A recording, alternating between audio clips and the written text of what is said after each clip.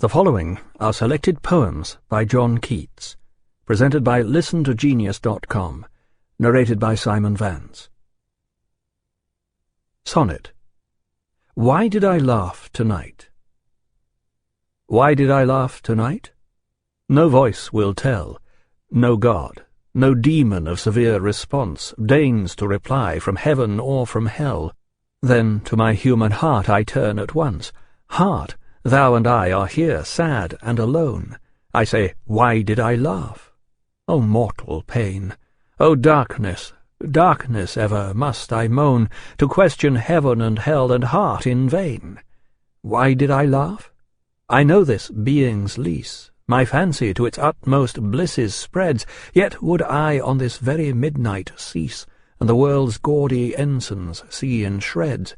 Verse, fame, and beauty are intense indeed, but death intenser. Death is life's high meed. Ode to a Nightingale. My heart aches, and a drowsy numbness pains my sense, as though of hemlock I had drunk, or emptied some dull opiate to the drains 1 minute past, and Lethe wards had sunk.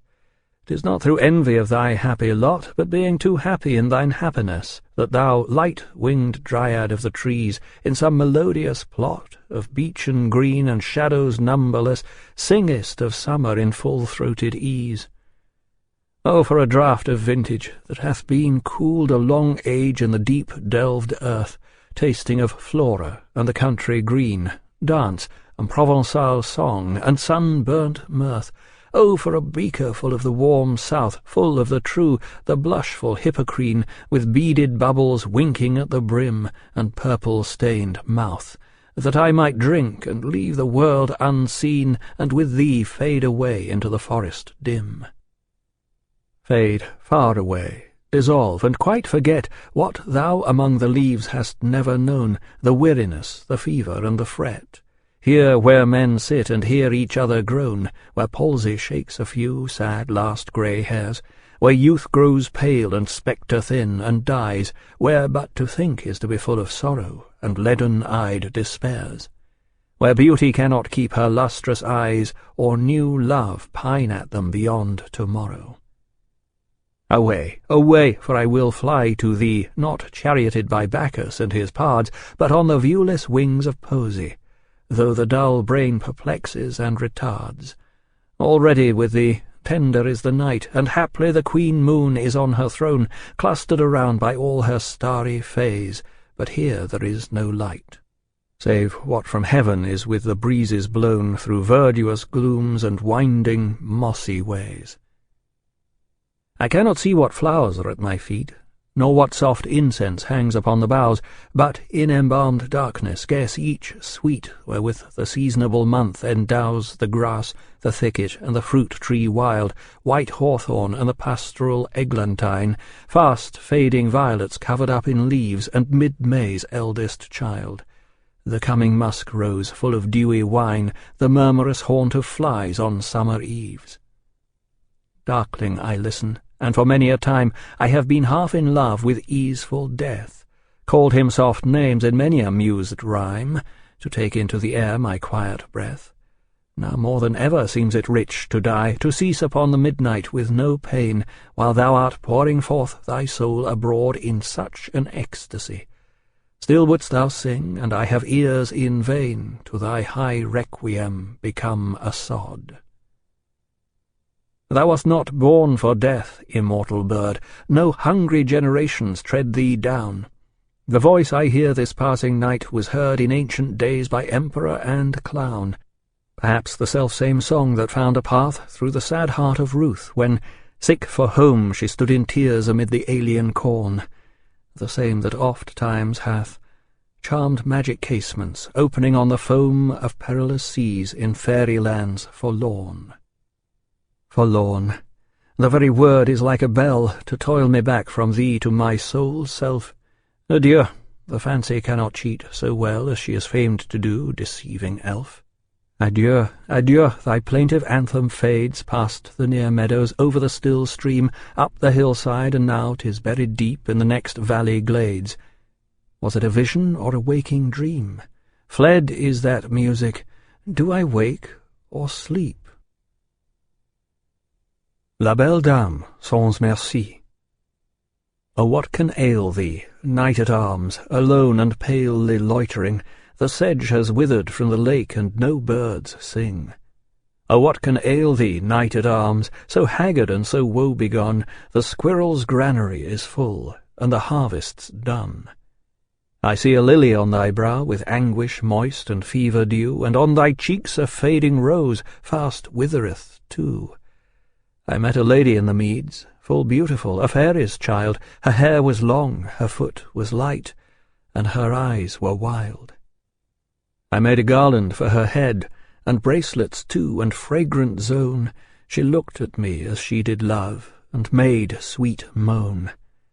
I set her on my pacing steed, and nothing else saw all day long, for sidelong would she bend, and sing a fairy's song. She found me roots of relish sweet, and honey wild, and manna dew, and sure in language strange she said, I love thee true.